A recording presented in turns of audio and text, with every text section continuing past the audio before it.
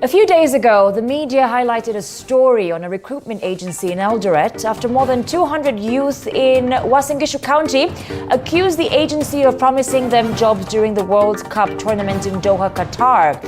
After this expose, the company has undertaken to train only 100 youth who plan to work as security officers in Doha, Qatar. More to this story coming up shortly. Good evening and welcome to the program.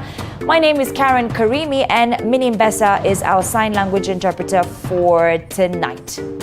Now, to our top story, President William Ruto alongside his wife, First Lady Rachel Ruto, left the country on Sunday in his first international trip following his inauguration on Tuesday, September 13th, 2022 as the head of state. The president will first stop in London, that's in the UK, for the burial of Queen Elizabeth II before proceeding to the United States of America. Wigga William has that report for us. President William Ruto has flown out of the country in his first official visit as the head of the Republic to attend the state burial of Queen Elizabeth II that is slated to be conducted on September 19th. This comes barely a week after his inauguration as the fifth president of the Republic.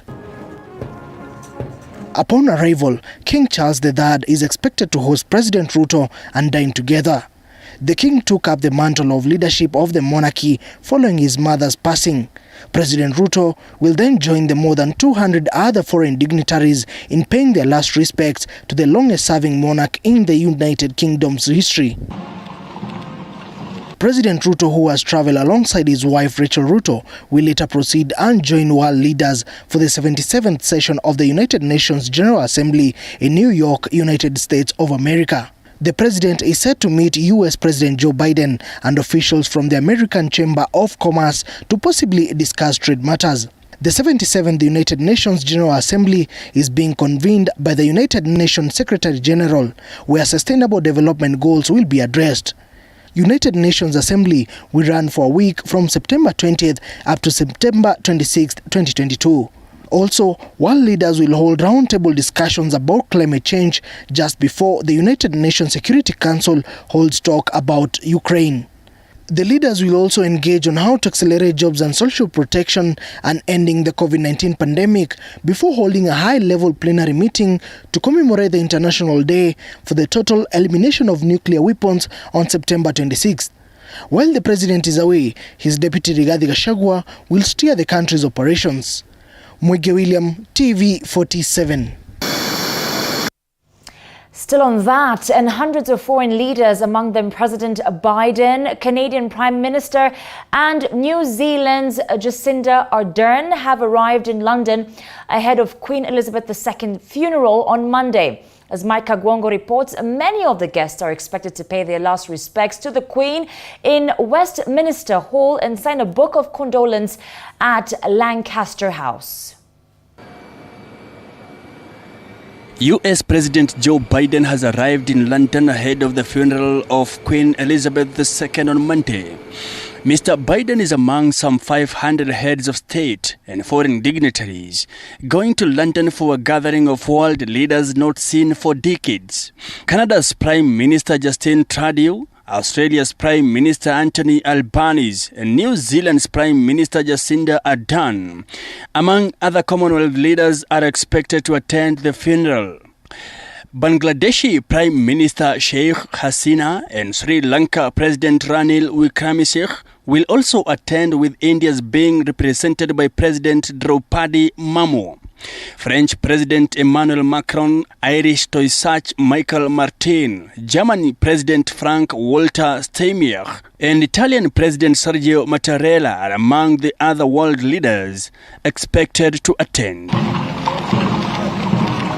Members of royal families from across Europe will also be present. Many of the guests are expected to pay their respects to the Queen at her lying in state in Westminster Hall and sign a book of condolence at Lancaster House.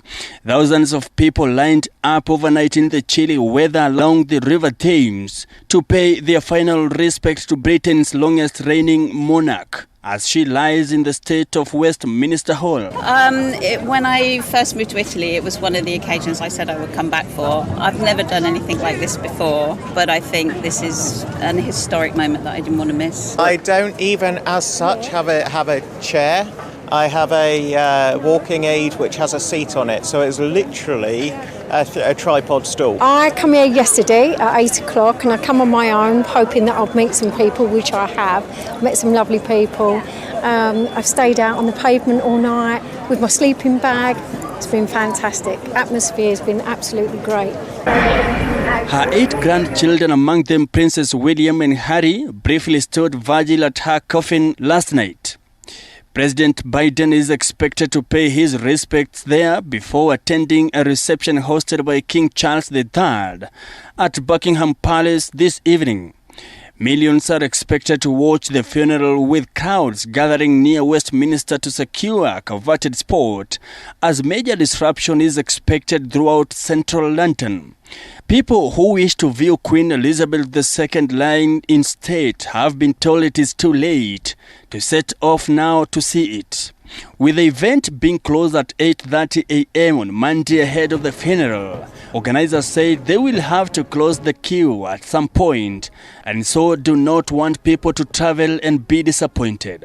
At 10 p.m. tonight, a minute of silence will be observed across the UK to mourn the death of Her Majesty. Mike, GOtv 47. Thank you, Mike, for that report. And back home, all eyes are on the National Assembly Speaker, Moses Wetangula, on how he resolves Kenya Kwanza Azimio standoff, claiming majority control in the National Assembly. Wetangula, who comes from the ruling Kenya Kwanza Alliance, will be considering legal and political questions in a curious case of reverse roles, where the opposition has a majority and the ruling party has the minority, going by the outcome of the August 9th general election, despite shifting political alliances. Apollo Kamau has that report.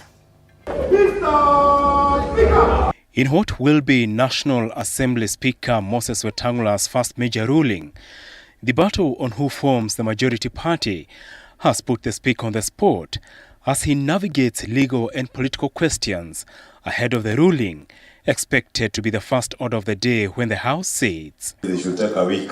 Wetangula, who comes from the ruling Kenya Kwanza Alliance, is bound by the law in determining the majority party in the face of a political standoff between Kenya Kwanza and the Azimio coalitions, who held their respective retreats this weekend. Our friends on the other side will choose the leaders of the minority because they are the minority.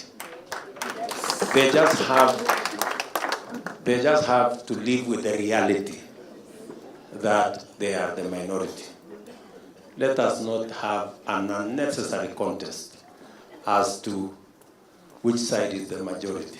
In deciding who forms the majority, the Speaker will be guided by the Constitution and standing orders, which cite the certified coalition agreement from the Registrar of Political Parties to ascertain who has the majority in the National Assembly. Already, Azimio affiliate parties UDM, MCC, PA and MDG have filed applications at the High Court challenging their membership in Azimio, despite the Registrar of Political Parties and Ruto maintaining they are still part of Azimio. Those who have started contracting new marriages without a proper divorce. Because legally, until you have a divorce certificate, you cannot go having another marriage. So we are the largest party in Parliament. We therefore deserve to have the majority leader and the majority whip. Ahead of the Speaker's ruling, Parliament is confronted by an interesting scenario of how an Azimio majority leader will work with a ruling Kenya Kwanza government in case the Speaker rules in favor of Azimio. Legally, the Azimio coalition party boasts of the majority arising from the August 9 general election, starting at 173 MPs compared to Kenya Kwanza's 164 MPs, despite contention by their opponents that Azimio as a party did not field parliamentary candidates. President Ruto has since garnered numbers in parliament after Azimio affiliate parties, among them UDM, PA, MDG and independent MPs, switched sides, making Kenya Kwanza the largest coalition politically, with 175 MPs to Azimio's 162 MPs. Apol Kamau, TV47. Members of county assemblies in the 47 counties are expected to be sworn in early next week. The task that awaits the MCAs after their swearing in is to elect the speakers and deputy speakers of the respective houses. The move has set the stage for another political showdown for those eyeing the speakership position. TV47 Boniface Baraza reports. As the county assemblies prepare to hold their first sessions next week, the major assignment for the over 1,450 MCAs in the country is to take oath of office and elect 47 speakers and their deputies. In Trans Nzoia County, the Kenya Kwanza Alliance is expected to battle it out with the Azimio la Umoja coalition in the speaker's race. This county assembly has 33 ward representatives, with 25 of them elected and 8 nominated. Kenya Kwanza commands the assembly with 22 MCAs, while Azimio has 11 MCAs. If you look at, for example, what you've mentioned, the ward-specific fund, at the moment is under 20 million. What we're saying is we want this specific fund to go up to 40 million. Another thing that I'm offering, I am bringing in the harmony between the two houses, the assembly and the executive. I have backing of MCS from both sides, Kenya Kwanza and Azimio, and I'm looking forward to a good contest and of course winning this election. I believe that I'm the best candidate for this post, given my vast experience. The first session is scheduled for Tuesday next week in Kitui County. The race for the speaker's seat has attracted over 10 candidates, with speaker's election slated for Wednesday next week after the swearing in of the ward representatives. The swearing in of the MCS will be on Wednesday, the 21st of September from 9. And then immediately after that, we'll do the speaker election. Naitwa wakili Kevin Kinengo Katisia, the only candidate ambaye amekuwa cleared kuwania kiti ya speaker wa Kitui Assembly. Niomba sana ma-MCA waliochaguliwa kwamba wasikubali kuambiwa wanafaa kupigia nani kama speaker wao. Wao wenyewe wajichagulie speaker wao. And in Meru County, preparations for the swearing in of MCAs and the election of the speaker have already been completed, with the stage set for Wednesday derby. We have put everything in place to ensure that the first sitting is done on 21st. We will have only 2-3 businesses conducted, that is swearing in of the MCs, election of the speaker and the election of the deputy speaker. Political pundits argue that the election of the speaker of the county assemblies may be influenced by the dominance of political alliances as witnessed in the National Assembly and the Senate. Boniface Baraza, TV47. President William Ruto is being urged by disgruntled persons to intervene and sort out the mess experienced in the nomination of leaders. Some of the aggrieved parties from Turkana and Kwale counties claim that they have experienced nepotism in nomination of leaders. A number of people from different political parties and regions in the country are aggrieved with the manner in which nominations have been done.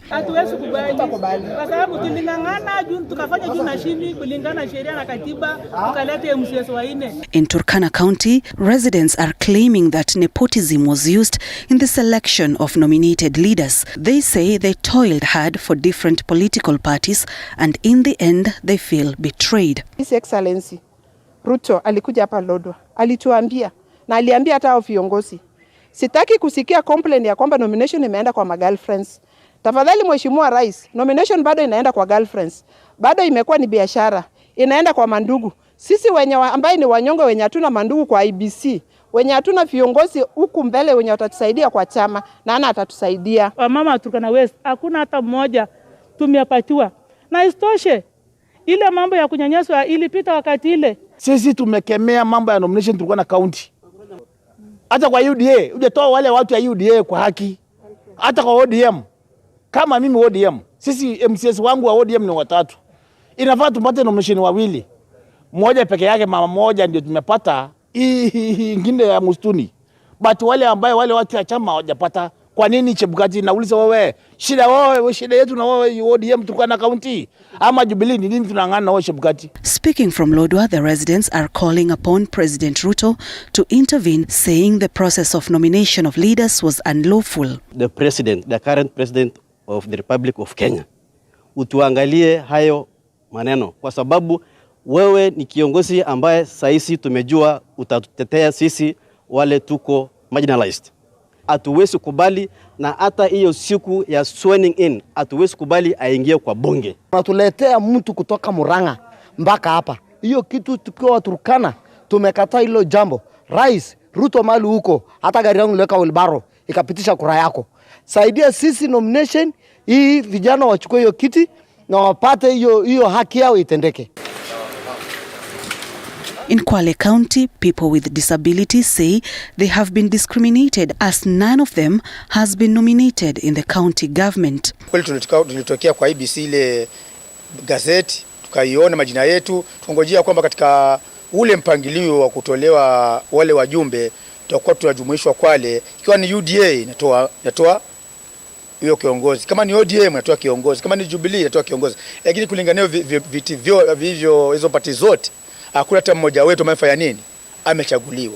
Sisi kama walemavu wa Kwale County, kisheria na katiba tunahitaji mtetezi wa walemavu katika bunge la Kwale County ili aweze kutuwakilisha. Kwa hivyo tunataka haki itumike na itendeke kana kwamba tukaweze kupata nominations wawili kulingana na katiba, mwanamke na mwanamume. Kiwa national level wana haki ya kupata watu 6 kadhalika katika sehemu mbalimbali, basi wachague kutoka huko. Lakini hapa kwetu Kwale, hata kama ni rais, kama ni deputy, kama ni nani, lakini amchague yule mtu ambaye wamtaka kutoka Kwale. Sio kutoka Somalia tuletee sisi hapa, sio kutoka Mombasa tuletee sisi hapa. Sisi tuna watu wetu ambao wanaweza kuchaguliwa. Ikifikia Jumatatu tutaelekea sehemu ya mahakamani. Lakini ikitimia Jumatano ama siku yote ambayo bunge la Kwale litaapishwa, sisi tutajitoa kimasomaso tuweze kufanya maandamano makubwa ambayo hajaitokea katika kaunti ya Kwale. Nominated MCAs are expected to be sworn in this week. Sharon Baranga, TV47. 2 traders are nursing gunshot wounds while another has been shot dead as motorcycle-riding gangsters spread fear in parts of Laikipia North Sub-County. According to the residents, the deceased, Lawrence Masharia, a shopkeeper who was shot dead last Saturday, and a neighbor is nursing gunshot injuries on his right leg. Residents of Zimbabwe Market in Segera Ward in Laikipia North are again living in panic, fear and distress after known assailants stormed the area, killing a business person and leaving others with injuries. Sasa ndivyo wanaendelea sasa kuongezeka. Jana juzi walikuwa watu kama 20 wale ambao walikuwa wanakuja kupora hiyo manduka hiyo, walikuwa wanakuja kuvunja, na ni mmoja aliyekuwa na bunduki. Kwa hivyo sasa walifunja, kwa sababu wako na bunduki, walifunja ikiwa tunalia hakuna mtu ambaye anapatikana kutusaidia kama hii watu ya security. Aya, kutoka Ndondo ndugu zangu kuenda police station ya Ndondo, it is about 300 meters. Kwa hivyo inamaanisha bunduki ikilia askari wanasikia, hata nduru tukipiga nduru tikiwa tunavamiwa wanasikia, but hakuna askari anatoka. According to the residents, the bandits who were spotted on a motorbike on Saturday attacked Lawrence Masharia, a shopkeeper at Zimbabwe Shopping Center, shot him dead, injuring another trader Daniel Mberia and leaving him with injuries before escaping the scene. Bado tuna wasiwasi, biashara tunafunga mapema sababu haujui nini kitafanyika. Hata jana kuna watu ambao pia wanalalamika kuwa nyumba zao zimekuwa zikipigwa. Kwa hivyo tuko na wasiwasi, hatujui nini kinachoendelea, na tungeomba askari ambao tuko nao hapa katika kituo hiki cha Ngarenyero wapige patrol jinsi ambavyo ilikuwa zamani. Sisi tunasema serikali imekuwa mwisho. Kama Doldo imeuliwa mtu, imepigwa mtu risasi, hapa Zimbabwe mtu amewawa, mwingine amekuwa injured. Sasa wale wengine watangoja kifo. Na serikali iko hapa. It is just 500 meters. The area member of County Assembly, Salim Edong, says the high number of newcomers who have been relocating to the area could be the main cause of the conflict. Na sisi hatuwezi kuentertain wageni kuingia katika area yetu bila serikali kujua kwamba huyu mtu ametoka wapi. Kwa sababu huyu mwanabiashara alipowawa au watu walitoroka na wakaingia kwa pikipiki na wakaenda. Saizi katika Zimbabwe hii watu hawakulala, jana walibishiwa milango, hakuna information yoyote ambayo imechukuliwa. Sisi tulipeana habari kwa OCS, OCS anasema atafanya investigation. He further claims that the security officers have been sleeping on the job for a long period, adding that the area OCS has not responded to the incident and calling on him to move with speed to bring the culprits to book. OCS akiwa Garingiro Police Station na mimi nikiwa nimechaguliwa. Sisi tumechaguliwa na pia OCS ako katika area hiyo ahudumie wananchi wa Sigira. Na wahudumie wananchi wa Sigira bila kupendelea mahali. Unaweza kuona nyumba inafunjwa kutoka saa 3:30 ama saa 4 usiku na wanakuja kuandika ripoti kitu saa 4 saa 5. That is very terrible. The normal business in the area is now at a standstill as some traders have closed their businesses. In fact ni kuonyesha sisi kabisa tuko katika mikono ya yule muovu. Na hii watu hii waisi walianza wakiwa waisi sio wengi, lakini kadri wanavyoendelea kufunja manduka imefika mahali watu wanawawa kama wanyama wa pori. Hata wanyama wa pori hawakaa hivyo. Joash Onsare, TV 47. Also tonight, the Maasai community living around Kidong Ranch at the border of Narok East and Naivasha sub-counties have threatened to forcefully repossess a land they allege was grabbed under the former Uhuru administration. Now, the residents who held peaceful demonstrations in the area and removed part of the fence at the approximately 75,000-acre piece of land asked President William Ruto to intervene on the matter, having promised during the campaigns.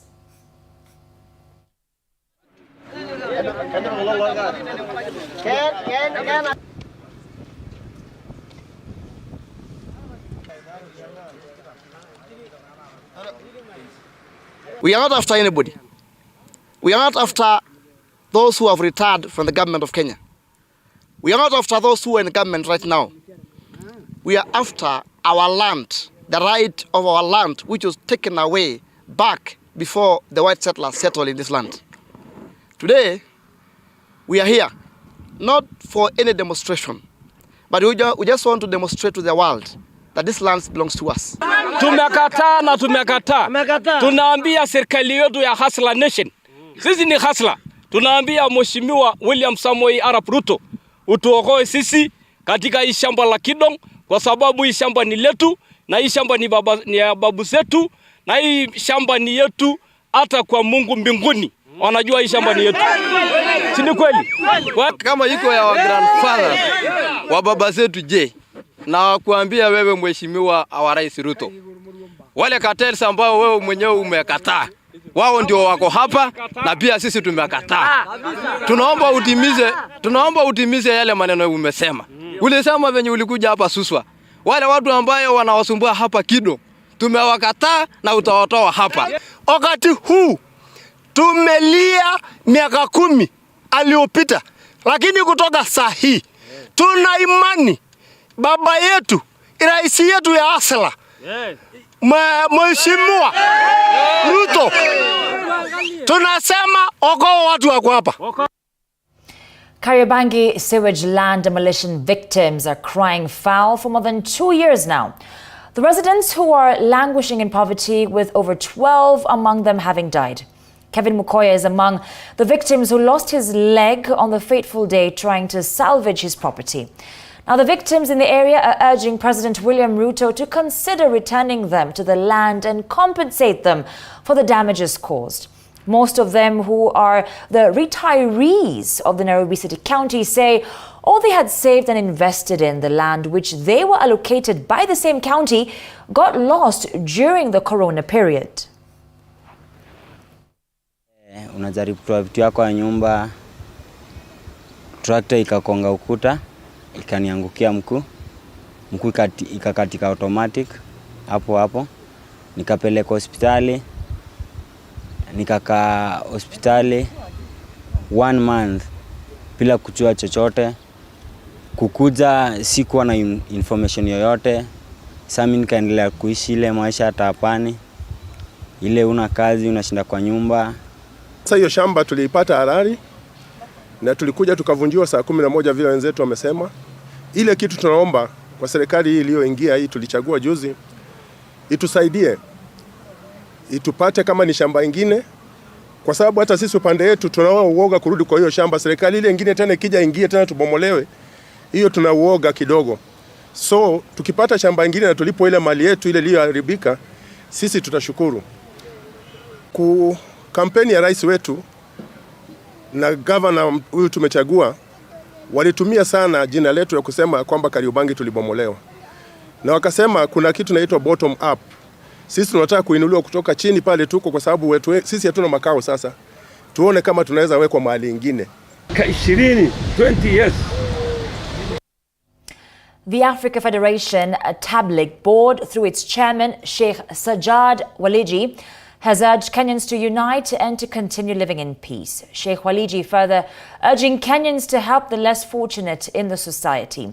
Speaking during a procession to mark the 40th day after the death of the Imam Hussain, the grandson of the Holy Prophet, Islamic religious teacher Ali Bahero urged Kenyans to love one another regardless of their ethnicity, race, or social status.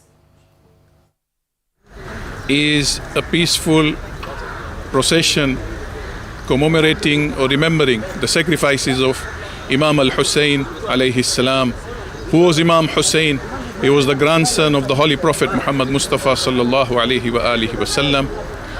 After 50 years of the demise of the Holy Prophet, there was a huge moral decline in the society, and Imam al-Hussain had to stand up to give his life to save the human values, human dignity, and to save and bring about human justice in the society.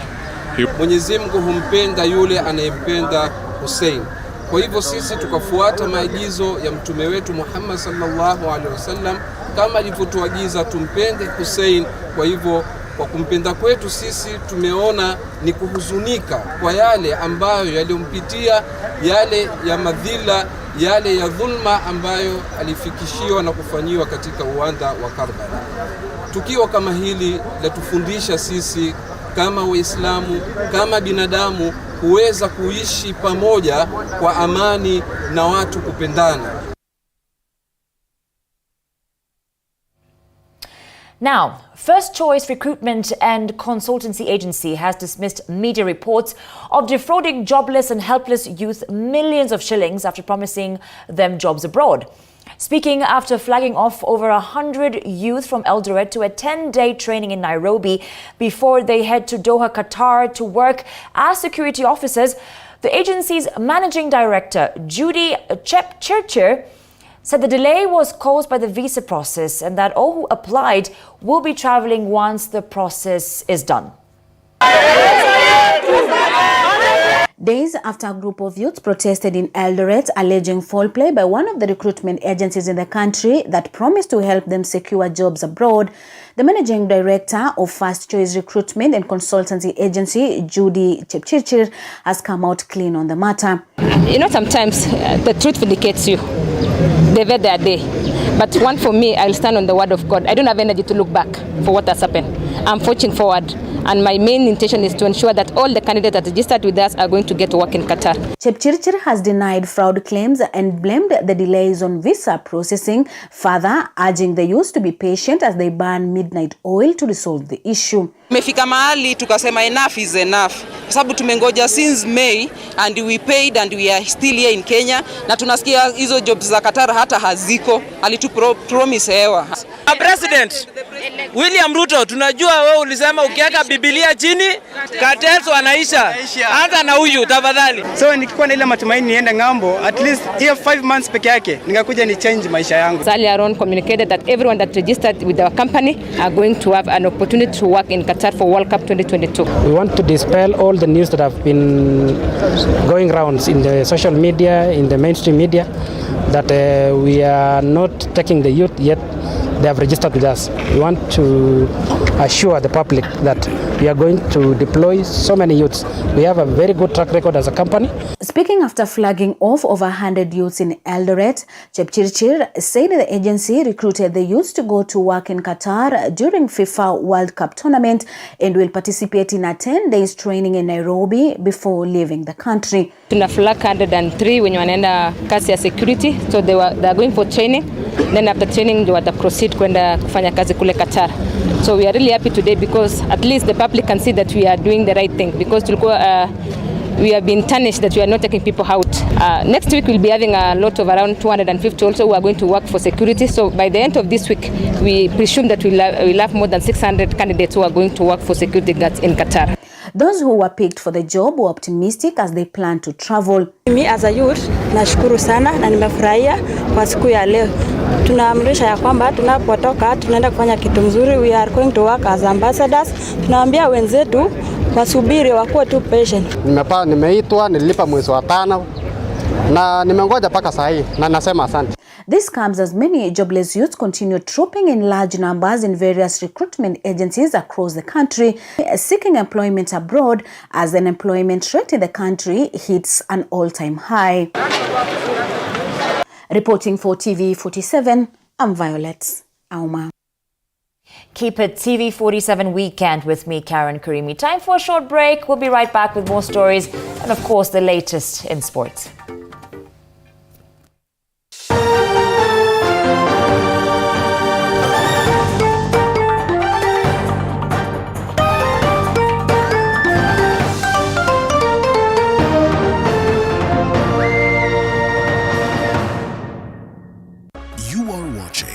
TV47, the home of untold stories. At Streisand School of Medical Health Science and Technology, we prepare the change makers of tomorrow by training them in theater technology, medical engineering, science laboratory and health records, applied biology, environmental health science, nutrition and dietetics, ICT, counseling psychology, and many more.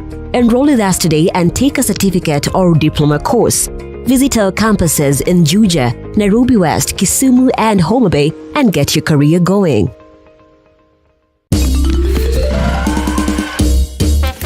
Sona moja imetengenezwa kwa njia spesheli ili kupambana na maumivu kwa haraka. Sona moja ina aspirin kama kiungo. Sona moja, kitulizo kamili. Maumivu yakizidi, pata ushauri wa daktari. Do you aspire to acquire knowledge and skills relevant to the job market and entrepreneurship? Join us at KIPS Technical College, one of the largest NEC examination centers in Kenya and the premier tertiary institution established and mandated to operate by TVET Authority. We lead when it comes to offering high-quality technical and professional training and bringing out the best in our students. Our ultra-modern learning facilities, highly qualified and experienced lecturers, attachment liaison office, counseling office make us the preferred choice. Limited HELB loans are available to students. Our intake is ongoing for full-time, evening and online classes. Join us today and experience the KIPS difference. KIPS Technical College, your sure path to success.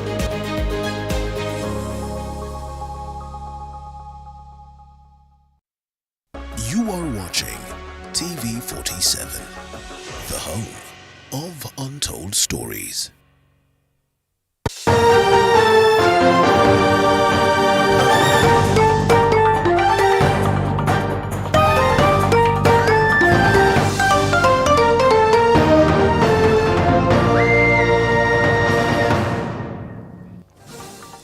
Welcome back to the program. Remember, you can watch us live on our Facebook page, TV47 Kenya. Now, traders in Kakamega town have called on the county government of Kakamega to relocate a dump site That has made it difficult for many traders to do business due to bad odor. Speaking during a cleanup exercise in Kakamega town, the traders say the dump site has had negative health and environmental impact. Now, the traders say if the dump site is not relocated in good time, it could lead to disease outbreaks. Now, they want a waste management program put in place to keep the environment clean. Jambo letu kuu ni mbolea. Hii mbolea hapa hivi imehatarisha maisha yetu mbaya sana. Mkiangalia kando kando hizi kuna hoteli, kuna wamama wanauza vyakula hapa, kuna watu wanachezea hapa.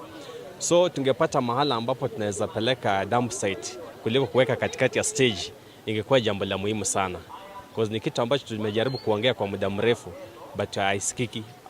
Mambo imeenda hapa kwa town manager, kwa waziri ambaye anasimamia, lakini hii mambo haijasikika vizuri.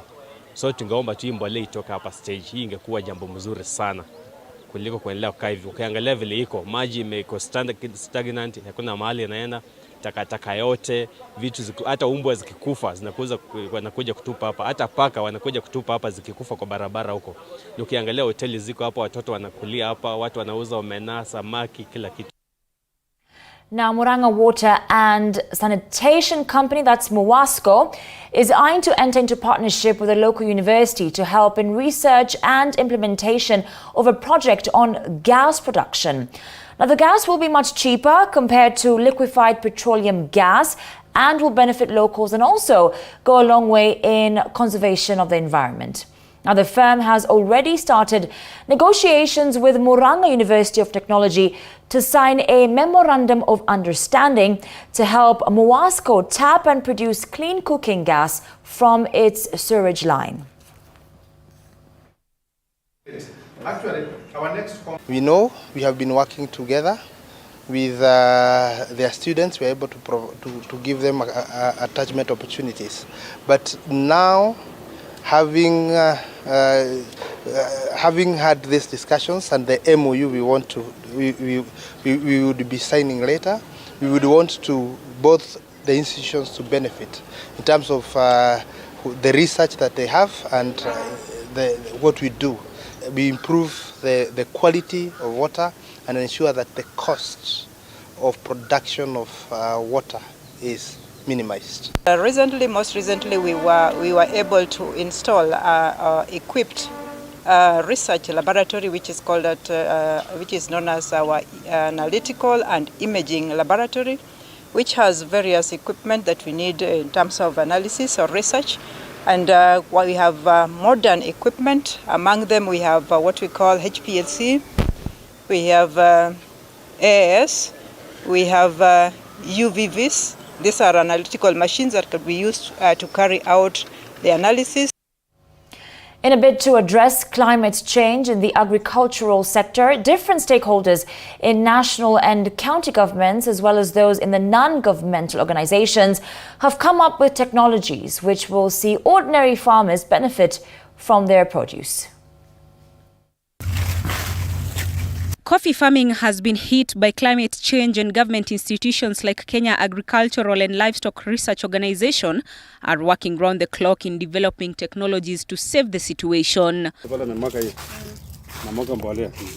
In the 8 coffee growing counties, which include Machakos, Meru, Tharaka Nithi, Embu, Nyeri, Murang'a, Kiambu and Kirinyaga, most farmers are growing old coffee variety, which is susceptible to 2 major coffee diseases, namely coffee berry disease and coffee leaf rust. Production wakati ule ilikuwa kama 1 kilo or 1 kilo or less of dry parchment. Lakini wakati huu naona inaenda zaidi ya hiyo. Kama sasa hii nafikiri naelekea kupata kitu kama 15 kilos kwa mti moja. Na nikaona ya kuwa nikiendelea hivi, kijana wangu ametembea Kenya hii kujifunza mambo ya kahawa. Na vile mafunzo amepata huko, nafikiri atainua hiyo shamba. Our seedlings come from CRI, certified seedlings from CRI, of which we propagate them. And after they have grown around 1 year, or 6 months to 1 year, we transplant them in the farm. after a period of 18 months, that's when we harvest them. We take them to the processing unit and then we pulp them. After pulping, we ferment for 24 hours. And then the next day we soak them in water so we can improve the quality of the coffee. And then the next day we dry the coffee. According to researchers, with the upcoming new technologies, farmers will not be required to uproot their old varieties, as this technology will be used in introducing the new resistant coffee varieties. Mmea wangu ulikuwa bado una nguvu, but as time inaendelea, hiyo nguvu inarudi chini. Lakini through that education ambaye nimepata, inanisaidia kujua ni nini ninastahili nifanye ili niweze kupata mavuno mazuri. Climate change is not only affecting coffee but all crops in the agricultural value chain. The traditional coffee production areas, including Machakos and Tharaka Nithi, are becoming drier for coffee, while areas which were not producing the